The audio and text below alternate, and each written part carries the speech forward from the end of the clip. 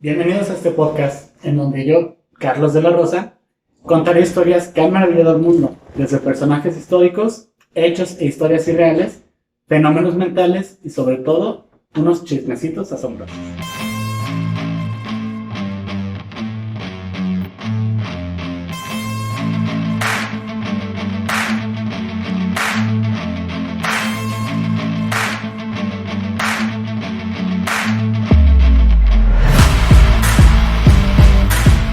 Hoy nos acompaña Esther en el chismecito del día de hoy. ¿Cómo estás?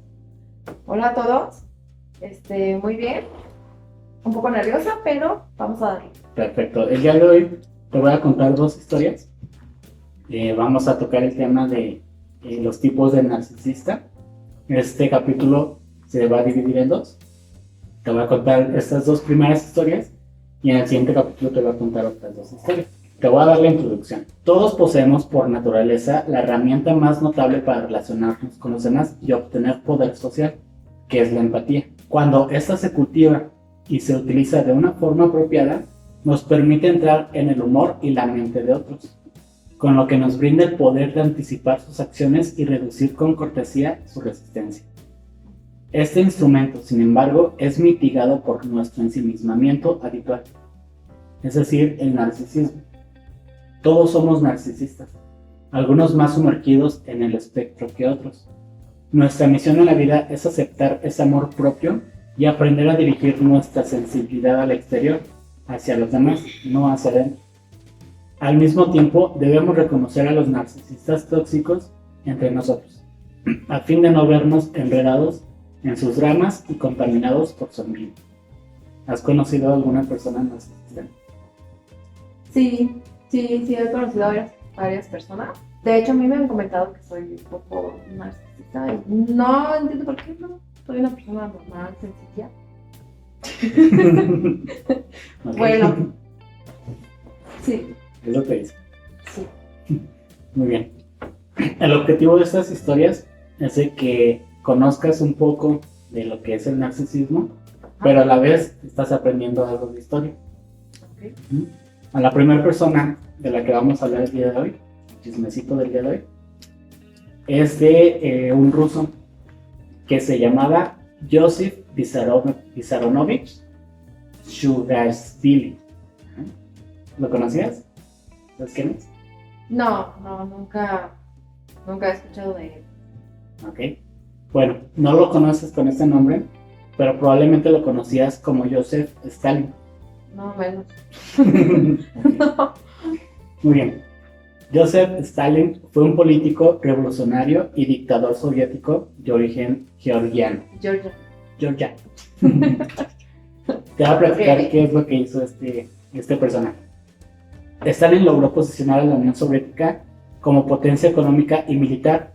Consiguió posicionar a la URSS, que en este momento se llama Rusia, como potencia industrial. Junto con el ejército y la población, vencieron a Alemania en la Segunda Guerra Mundial y obtuvo la aceptación de la expansión comunista en países de Europa Oriental. Por eso Stalin fue el hombre más importante en el mundo. Entonces, gracias a Stalin, Rusia, con ayuda de Inglaterra y con ayuda de Estados Unidos, derrotaron a Alemania de Hitler. Ok. Entonces, él lo que hizo fue expandir la idea comunista a los países europeos. Actualmente, pues los únicos países comunistas que se conocen es Cuba, es Rusia, es Corea del Norte y Venezuela. Son comunistas. Y bueno, México está tomando posturas comunistas también con el gobierno que tenemos actualmente. Bueno, te voy a platicar de la etapa temprana de Stalin. En la etapa temprana de su periodo como primer ministro de la Unión Soviética, Stalin causaba muy buena impresión en casi todas las personas que empezaban a tratarlo. Aunque era mayor que buena parte de sus sucesores, les pedía que lo tutearan. El típico... El tipo cuando anda. Se mostraba muy accesible, incluso entre los funcionarios de bajo rango. Escuchaba con tal intensidad e interés que penetraba con los ojos y parecía captar las dudas y pensamientos más profundos. Sin embargo, su principal rasgo consistía en hacer sentir importantes y parte del círculo íntimo de revolucionarios a sus interlocutores. Los rodeaba de los hombros con un brazo cuando se despedía de ellos en su oficina y siempre terminaban sus reuniones con una nota íntima. ¿Qué? No, nada. ¿De qué te acordaste? No, nada. O sea, sigue siendo cambio, ¿no? Un tipo así. Ajá. Ah, ok. Como tiempo después escribiría un joven quienes lo trataban. Este joven decía, ansiaban verlo de nuevo porque les hacía sentir que ya los unía a él un lazo indestructible. Amigo.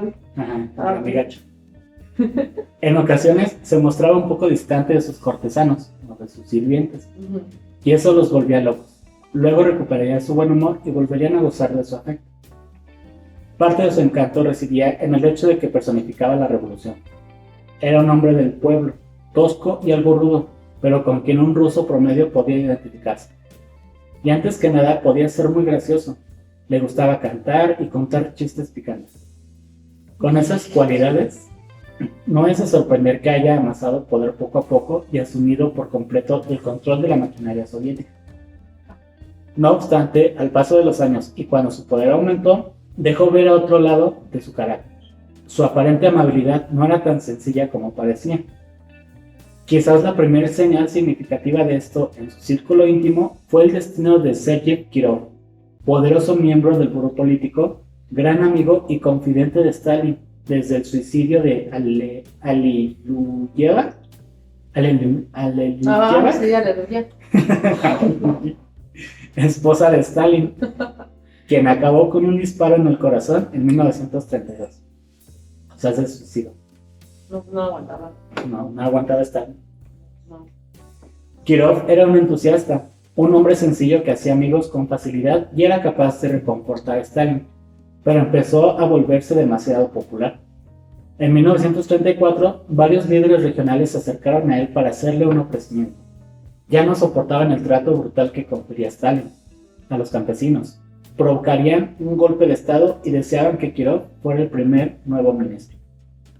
El nuevo primer ministro. Era al revés. Este no quebrantó su lealtad. Le reveló el complot a Stalin, quien se lo agradeció mucho, pero desde entonces cambió de actitud hacia él, a una frialdad nunca antes vista. Kirov comprendió el predicamento en el que se hallaba. Le había hecho saber a Stalin que no era tan popular como creía, y que otro era más apreciado que él. Sintió el peligro en que se encontraba e hizo cuanto pudo para aplacar la inseguridad de Stalin. En apariciones públicas mencionaba su nombre más que nunca. Sus elogios se volvieron más excesivos. Esto solo acrecentó la desconfianza de Stalin, como si Kirov se empeñara demasiado en cubrir la verdad. Kirov recordó que en el pasado habían hecho muchas bromas irrespetuosas a expensas de Stalin. En su momento había sido una expresión de su proximidad, pero ahora Stalin veía esas bromas bajo una luz distinta. Kirov se sintió atrapado e indefenso. En diciembre de 1934, un pistolero solitario lo asesinó fuera de su oficina. Pese a que nadie pudo implicar directamente a Stalin, era casi indudable que esa muerte había tenido su aprobación tácita. O sea, Stalin mandó matar a Kirov, pero nadie lo comprobó. Ok.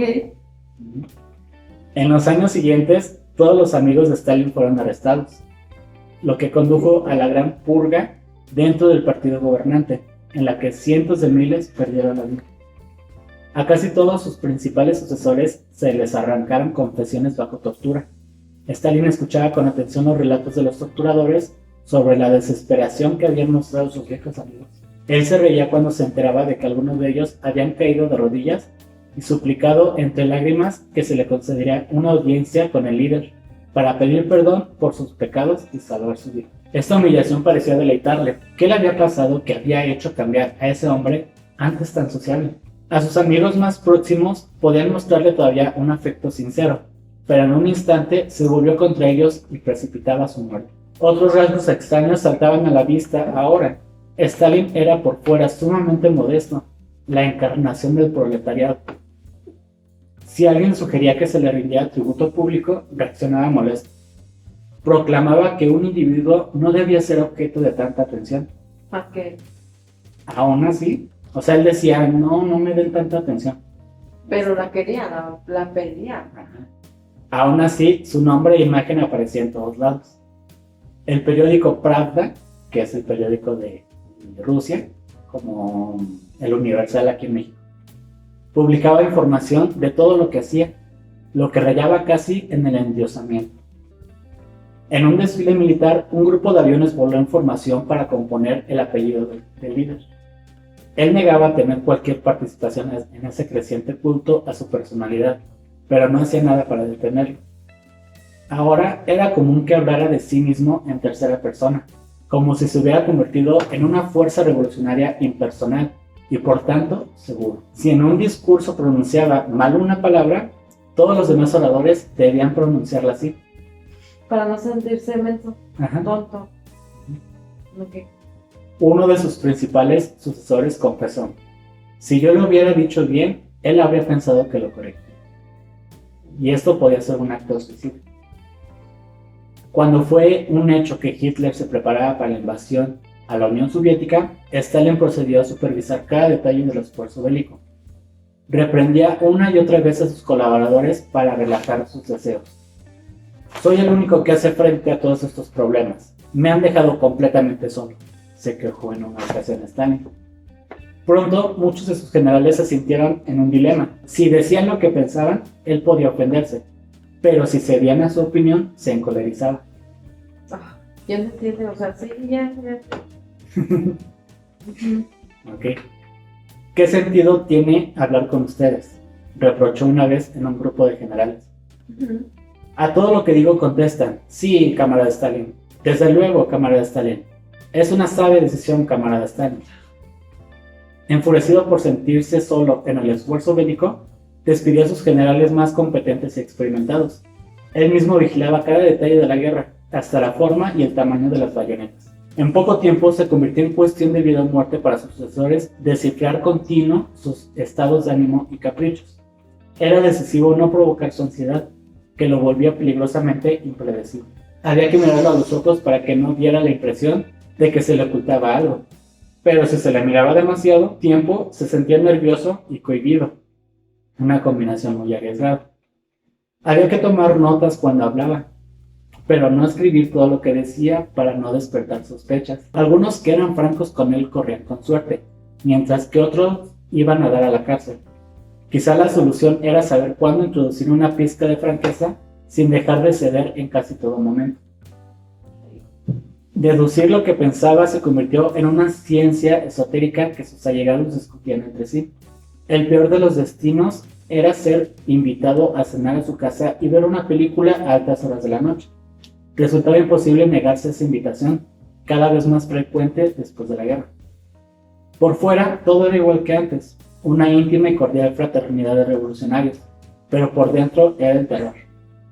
Hay emborracheras que duraban toda la noche y en las que él consumía bebidas debidamente diluidas, no les quitaba los ojos de encima a sus principales sucesores. Los obligaba a beber de más para que perdieran el control. Se deleitaban en el aprieto en que los ponía para no decir o hacer nada que los incriminara. Lo más grave ocurría al final de la velada, cuando sacaban el gramófono, que es como el radio de la época. Sí. Ponía música y les ordenaba a sus colaboradores a que bailaran. Obligaba a Nikita Khrushchev, su futuro sucesor como primer ministro, a que hiciera el Gopak, una danza extenuante en la que se realiza un gran número de cuclillas y patadas, y que a menudo le provocaba el vómito a Khrushchev.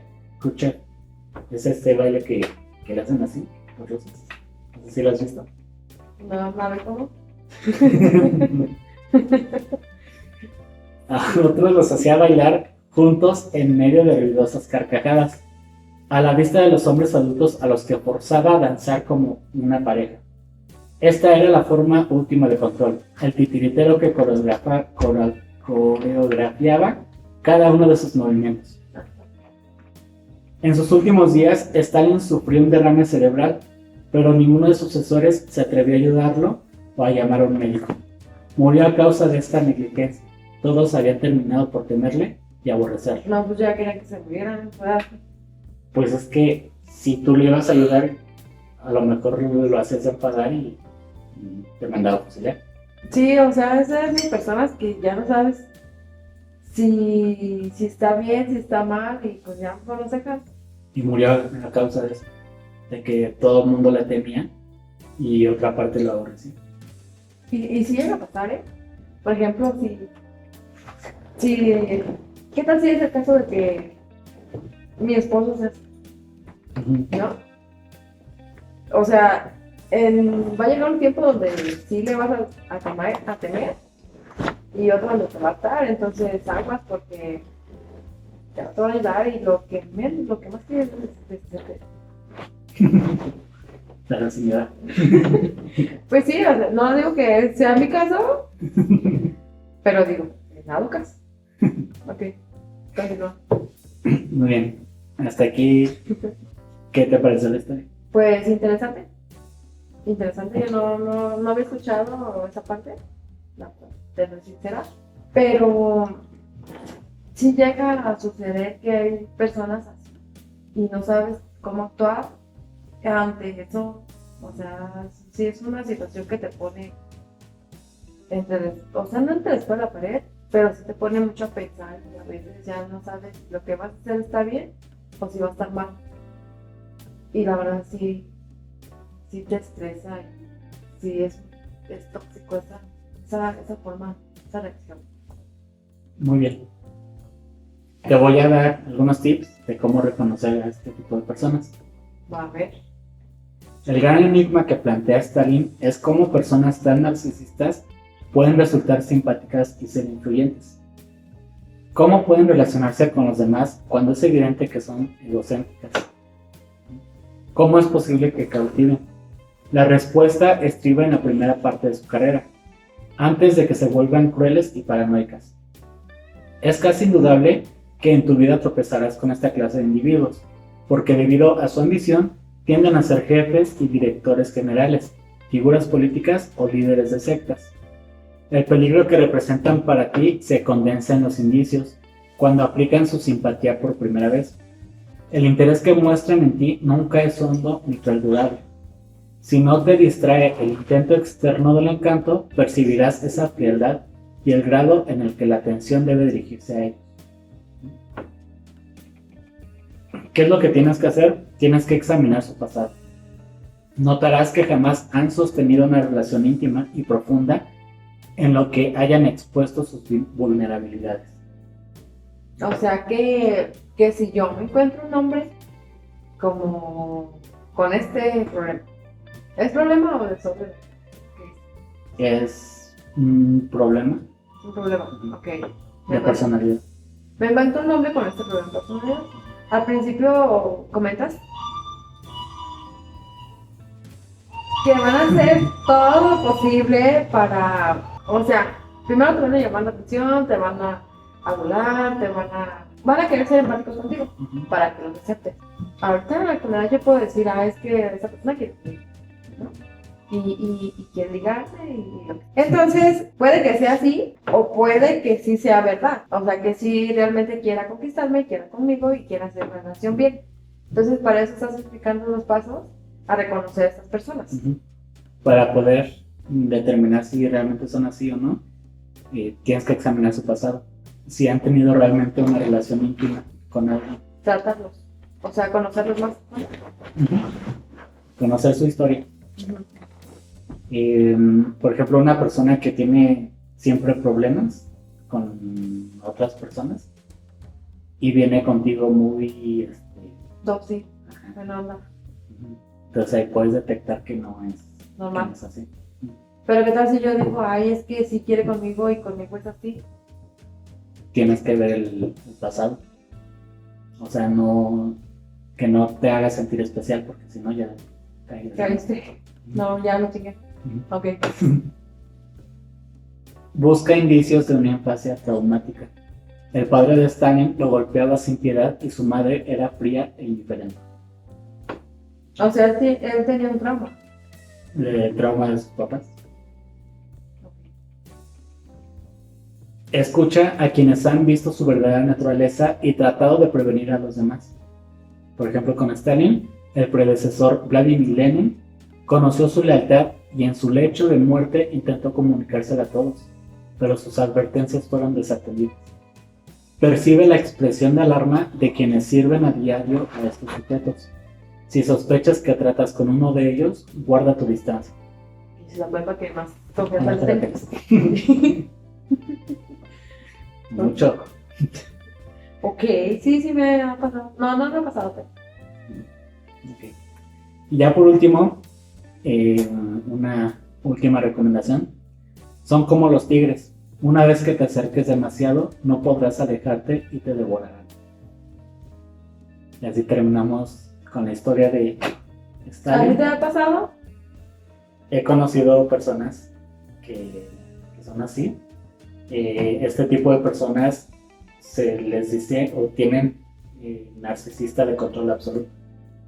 Y pues sí, si lo encuentras en jefes, lo encuentras con personas o quienes creías que eran tus amigos y te das cuenta que por fuera son una cosa y por dentro son otra. Entonces ya con estos consejos que doy, tú puedes determinar o detectar si conoces o estuviste o tienes en contacto con esta naturaleza. Y hace rato me preguntaste si era problema. No es un problema. La parte narcisista o la personalidad narcisista es un trastorno. Uh-huh. Los trastornos de personalidad, entre ellos pues se encuentra la parte narcisista. ¿Y se nace o se hace? Todos nacemos con la parte narcisista, pero lo que lo mitiga o para que no seas tan narcisista, para que tú no caigas en esto, tú tienes que ser empático. O sea, la contraparte del narcisismo es la empatía. Si tú no tienes empatía por los demás, tienes un trastorno narcisista. Si tú nada más ves por ti y yo y nada más quiero yo cosas y no veo por los demás, eres un narcisista. Pero si tú llegas a tener un narcisismo, lo contrarrestas con la parte de la empatía. Ser empático con las personas, ponerte en los zapatos de los demás. Y por ejemplo, si yo tuviera un marido, no estoy diciendo que no es así, pero si yo tuviera un marido, porque sí pasa, de hecho yo he tenido amigas que se la pasan mal. ¿Por qué? Porque al principio tienen una relación con su novio y ahorita se puede decir la actual esposa. Y al principio a ella les llama la atención porque es que es muy lindo, quiere mi atención, quiere esto, quiere todo perfecto, se viste, se arregla. Y ahorita son problemas porque hasta el hombre ya se viste mejor que ella, siempre anda mejor que ella, o sea, pasa. ¿Qué se les puede decir a esas personas? O sea, que lo comprendan. O sea, ya están en el problema, ¿no? Ya tienen un esposo narcisista con ese trastorno. No se dieron cuenta antes, hasta que ya tienen una relación más íntima. ¿Cómo pueden ellas que soportar esta situación? No tienen que soportarla. O sea, se tienen que alejar. ¿No soportan, se alejan? Ajá, porque si no te consumen. No, es que y sí pasa, ¿eh? Sí pasa. Y pues ellos tienen que buscar ayuda. Okay. ¿Alguna otra? Tengo una amiga que obviamente me cuenta, no lo voy a decir por respeto, pero me ha contado que su matrimonio pues sí está ya de la fregada, porque su marido no le pone atención. Al principio sí le ponía atención, pero ahorita se la pasa adulándose, solo él, y adulándose. O sea, se maravilla él es perfecto, él hace las cosas bien. Y mi amiga está en un problema, en una depresión, que en verdad no se puede, o sea, sí te consume porque te hacen menos, te hacen sentir menos, aunque tú sepas que no. Y obviamente pues yo no puedo dar consejos, yo no sé, no lo tengo, pero igual le voy a decir que te contacte y igual tú le puedes ayudar, o a que se aleje, o a que lo entienda. Okay. pues sí, tiene que buscar ayuda psicológica. Sí, porque sí te llevan entre los patas. Sí, con ayuda psicológica. También ver el problema a fondo, porque quizás él tenga reacciones así, pero no conoces el contexto de toda la historia. O sea, como te digo, hay que ver su pasado, el pasado del chavo, el pasado también de la chava. Porque, por ejemplo, la siguiente historia que te voy a platicar, pues también habla mucho de la teatralidad. Entonces, quizás tu amiga busca la aceptación que no tiene en casa. No, que hace... Cambia la historia. Puede que cambie la historia. Sí, porque ella puede hacerse la mártir de que no nadie la quiere, de que está sufriendo y todo. Y quizás sea ella la que está buscando la atención en otros lados. Culpando a nadie. Por ejemplo, la atención de nosotros. Uh-huh. Porque vamos a comer, vamos al café y siempre es yo tengo esto, me pasa esto, mi marido esto. Y pues a veces sí decimos, pobre, o sea, si sufres tanto, ¿qué haces allí? O sea, aléjate. Pero no lo quiere, ni lo hace. Y si cada salida es lo mismo, ya hasta la evitamos porque decimos, o sea, si no tomas una decisión, no vengas a estarnos contando los problemas. Uh-huh. Porque nosotros hasta vemos al marido con ojos de pinche vato. Uh-huh. Sí, por eso no encasillar nada más en, es que conozco una persona así y actúa de esa manera. Tienes que ver todos los porqués, o sea, cómo actúa ella, qué es lo que busca ella también. Porque tú dijiste, es que pobrecita de ella. Pues es que siempre terminamos hablando de ella.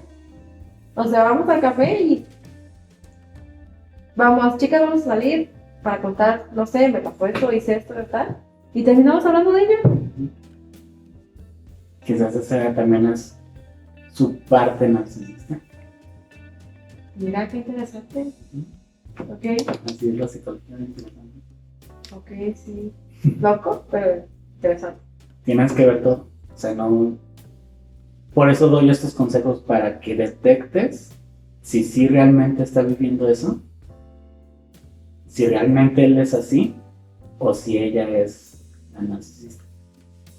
Obviamente en terapia pues tienes que ver todo eso. Pero obviamente pues nosotros no vamos a meter investigando al vato, o sea, no nos vamos a meter investigando al marido, ni investigándola a ella.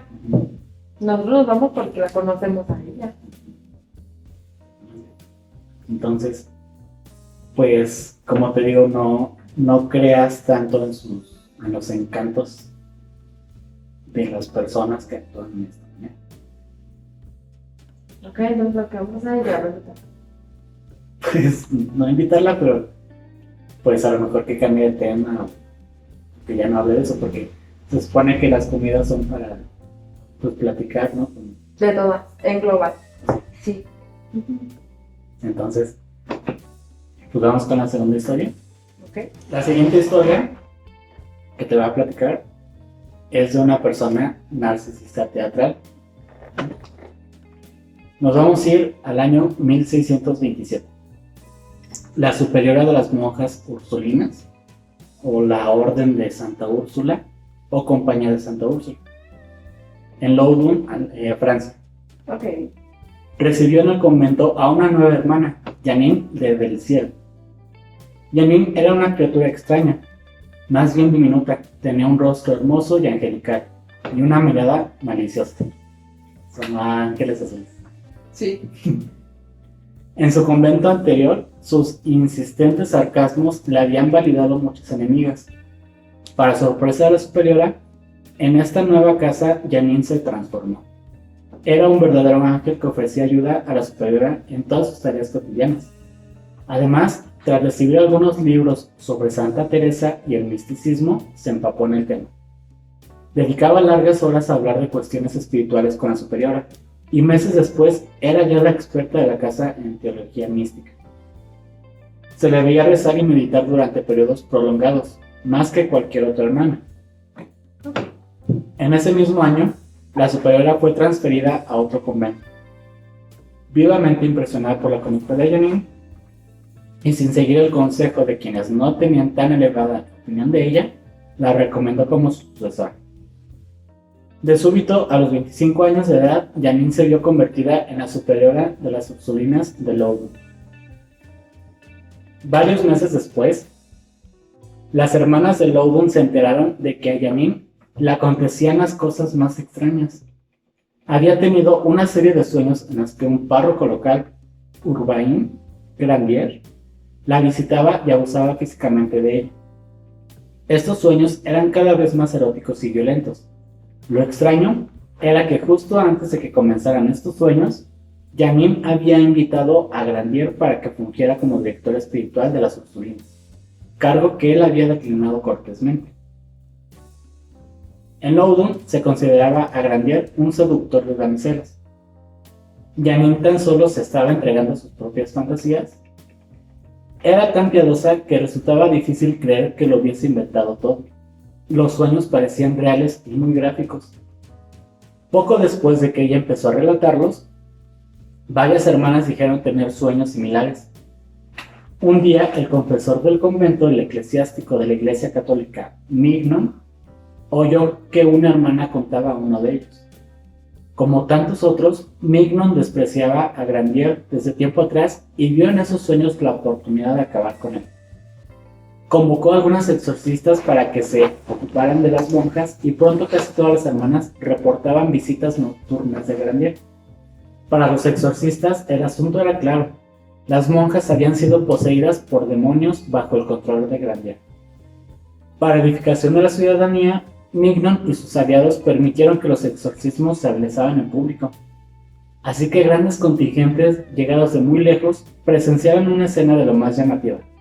Las monjas rodaban por el suelo, se retorcían, mostraban las piernas y gritaban un sinfín de obscenidades. Ok. Imagínate llegar a un convento y ver a puras monjas tiradas en el piso. Oh, no. Gritando obscenidades. Si no me lo imagino.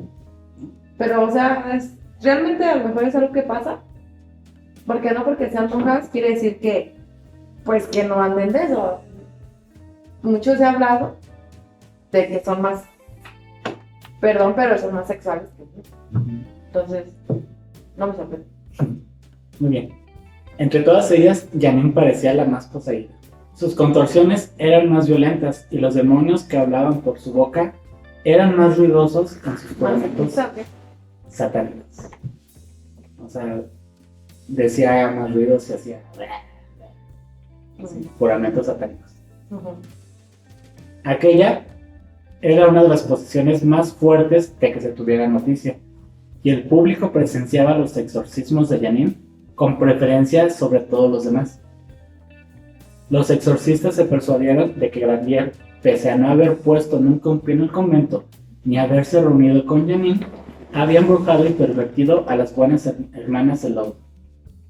Pronto fue arrestado y acusado de hechicería, con base en las evidencias que se le condenó a muerte y previa tortura.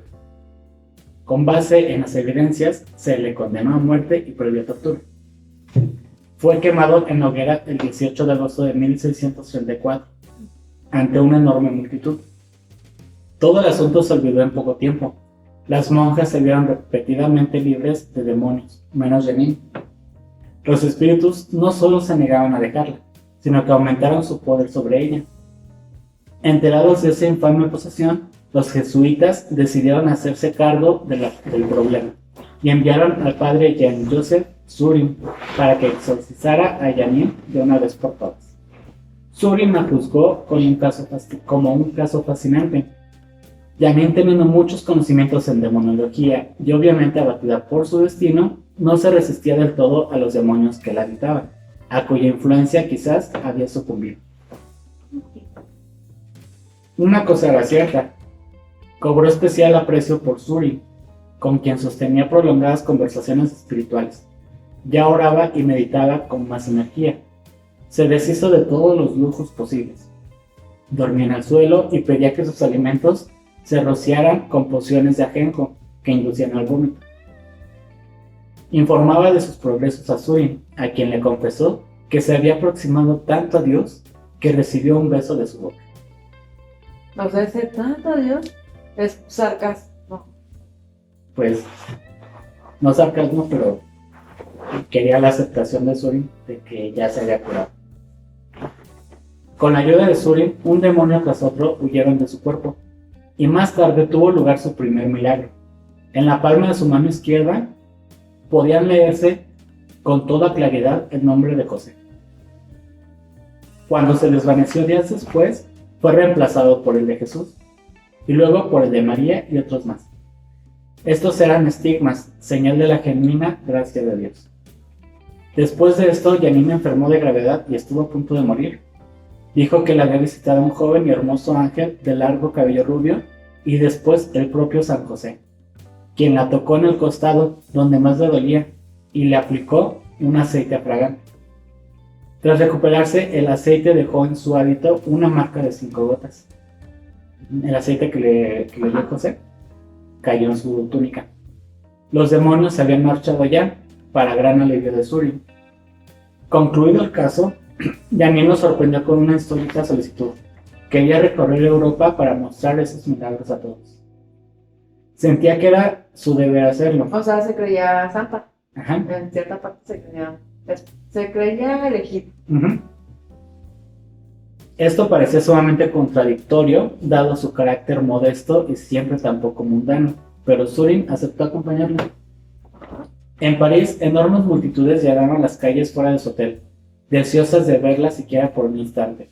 Conoció al cardenal Richelieu, quien se mostró conmovido y besó el fragante hábito, ya estimado una reliquia sagrada, sobre las 5 gotas. Ella enseñó sus estigmas a los reyes de Francia y prosiguió su recorrido. Se reunió con los mayores aristócratas y luminarias de la época. En una ciudad, muchedumbres de 7,000 personas entraron todos los días al convento donde se alojaba. La demanda de conocer su historia fue tan intensa que decidió publicar un folleto en el que describía con gran detalle su posesión, sus pensamientos más íntimos y el milagro que le había ocurrido. A su muerte en 1665, la cabeza de Janine de los Ángeles, como ya se le llamaba entonces, fue separada de su cuerpo, momificada y depositada en una caja de cristales y armazón de plata. Se le exhibió junto al hábito con un ungüento en la casa de las Ursulinas, en Loudun, hasta su desaparición durante la Revolución Francesa. ¿Qué te parece la historia? Pues está interesante.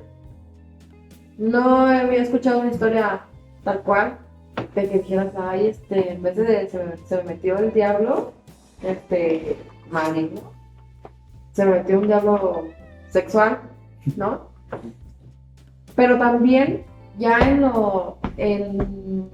el tema de narcisismo teatral, ella quería tanto que la adularan que se inventó, yo imagino que se inventó tantas cosas. O sea, se inventó desde que soñaba, que tenía esos sueños eróticos y todo. ¿Por qué? Porque siempre quiso ser, pues, como que la más... Siempre quería destacar. A todos se los metió este demonio, a mí más. Dios me escogió, Dios esto, o sea, siempre quería como que la tuvieran, ¿cómo se dice? Idiotizada. Entonces, sí entiendo ese tema de, ese contexto de narcisismo. Te voy a platicar un poco de su pasado, de Janine. En sus primeros años, Janine de Belciel mostró un insaciable apetito de atención. Fastidió a sus padres, quienes se deshicieron de ella y la enviaron a un convento en Poitiers. ¿Qué tanto pudo haber fastidiado a sus padres como para que se deshicieran de ella? Porque tenía ese apetito de atención. Ok, pero uno como padre siempre le da la atención, aunque uno trabaje y todo, siempre le da atención a los hijos. Entonces, nunca le era suficiente. Siempre quería todo la atención de ella. Procedió entonces a enloquecer a las monjas con su sarcasmo e increíble aire de superioridad. Despachada a Loudun, donde todo indicaba que decidió probar ahí un método distinto para obtener el reconocimiento que necesitaba desesperadamente. Luego de recibir libros de espiritualidad, resolvió aventajar a todas las demás en conocimientos y conducta piadosa. Hizo alarde de ambos propósitos y se ganó el favor de la superiora. Pero se aburría y la atención que recibía era insuficiente. Sus sueños con Grandier eran una mezcla de invención y sugestión. O sea, lo inventado. O sea, sí era inventado. Pronto llegaron los exorcistas. Ella recibió un libro de demoniología que devoró y luego de empaparse de todo lo relativo a la posesión diabólica, se entregó a los rasgos más dramáticos, que los exorcistas tomaron como símbolos indudables de posesión. No, o sea, se instruyó antes. Ella sabía cómo actuar las personas que habían exorcizado. Para que le pidieran. Janine pasó de ser así la estrella de aquel espectáculo público. Poseída, llegaba más lejos que ninguna en su degradación y su comportamiento lascivo. Tras la horrible ejecución de Grandier, que afectó mucho a las demás monjas, sin duda arrepentidas del papel que habían desempeñado en la muerte de un inocente, solo Janine consideró insoportable la súbita falta de atención, elevó la apuesta y se negó a soltar sus demonios. Ya era experta en distinguir las debilidades y ocultos deseos de quienes la rodeaban. Primero la superiora, después los exorcistas y ahora el padre Surín. Él deseaba tanto ser quien la redimía que se tragó el más simple de los milagros. En cuanto a los estigmas, más tarde se especuló que ella grababa los nombres con ácido o los trazaba con almidón coloreado. Ella misma se hacía los estigmas. Curiosamente, solo aparecían en su mano izquierda, donde era fácil que los escribiese. Se sabe que en condiciones de histeria extrema, la piel se vuelve muy sensible y basta una uña para conseguir ese efecto. Conocedora de la forma de preparar remedios con hierbas, le fue muy sencillo aplicar gotas plagantes. Una vez que la gente había creído en los estigmas, no cabía duda de la devoción. Ni siquiera Surín estaba convencido de que fuera necesario recorrer Europa. Janine no podía disfrazar para entonces su apetito de atención. Años después ella escribió su autobiografía, en la que admitió el lado teatral de su personalidad. Todo el tiempo representaba un papel, si bien sostuvo que el milagro último había sido real, de José. O sea, sí fue. Ella decía que ese sí fue real, pero lo demás fue inventado. Lo aceptó. Muchas de sus compañeras que la habían tratado de manera cotidiana no se dejaban engañar por su fachada y la describieron como una actriz consumada, adicta a la fama y a la atención. Y bueno, aquí van los consejos. Cómo puedes identificar a las personas narcisistas teatrales. Una de las extrañas paradojas del narcisismo es que suele pasar inadvertido para los demás hasta que se vuelve demasiado extremoso para ser ignorado. Ejerce muchos papeles, encubre su necesidad de atención con diversos recursos dramáticos. Llegan más lejos que nadie en su apariencia moral y altruista. O sea, ellas o las personas así siempre son muy morales. Yo no hago esto, yo no hago lo otro. Entonces, o yo ayudo mucho a la gente. Pero es para que lo vean. Ajá. Y le digan, ay, es que ella cómo ayuda a las personas. Es muy bueno. No lo hace de corazón, lo hace para que la eleven pues en su autoestima. No se limita a dar o a apoyar la causa correcta. Hacen ostentación de ello. ¿Por qué hacen esto? ¿Quién querría dudar de la sinceridad de ese despliegue? O sea, tú dudarías de alguien que ayuda mucho a la gente, que es muy moral, pues prácticamente no. Pues no, porque mira, no me voy a meter en religiones ni nada, pero sí siempre han dicho, si tú quieres ayudar, que solo tú lo sepas. Y ahí es cuando pues realmente lo estás haciendo de corazón, porque quieres ayudar, no porque quieres que la gente hable de ti, ¿no? Ok. La única solución es no dejarte engañar por el truco. Reconoce a las personas de este tipo por el hecho de que los reflectores siempre parecen estar sobre ellas y de que son superiores en supuesta bondad, sufrimiento o sordidez. Ve el continuo dramatismo y teatralidad de sus gestos. Todo lo que hacen o dicen es para consumo público. Ujú. No permitas que te conviertan en un daño colateral de su grado. Esos son los consejos de esta historia. O sea, por ejemplo, allí entra tipo las personas que se enferman. Ujú. Por ejemplo, que pueden decir, es que ahora estoy enferma de esto, ven y estate conmigo y llévame acá y todo. Es porque quieren llamar la atención. Ujú. Entonces, cierta parte se inventan enfermedades, se inventan que siempre están mal, para que siempre estés sobre de ellas. Ujú. Llamar la atención. Entra en el narcisismo teatral Ujú. o, Sí, por ejemplo, de que, ay, ya me duele esto. Ay. ajá, Yo conocí a una señora que, por ejemplo, tú tosías y ella ya sentía que tenía pulmonía porque se la había esperado. Y era así de, ay, es que ya me siento mal porque, pues, como ya tosiste, me enfermaste y tengo pulmonía y ya me duele todo. Y se pasaba semanas, según enferma de eso, hasta que escuchaba que otra persona se enfermaba de otra cosa y también ya se enfermaba de eso. pero lo hacía ella en privado, o sea, o lo hacía notar, Lo hacía notar, obviamente. porque también se puede llegar en ese aspecto, que son hipocondríacas, ¿no? Uh-huh. Pero hipocondríaca se refiere a que si tú dices, ay, me duele la cabeza, y yo digo, ay, yo también, pero no lo hago notar, o sea, me lo quedo yo, no entra ahí. No. Ese tipo de, como lo que tú comentas, sí entra dentro de ahí. Uh-huh. Sí, porque lo que buscan ellas, de esas personas, pues son la atención. Es llamar la atención. Sí. Y de ahí, por ejemplo, hace rato que me contaste la historia de tu amiga, hay que ver también qué tanta teatralidad dice o hace cuando te cuenta las cosas.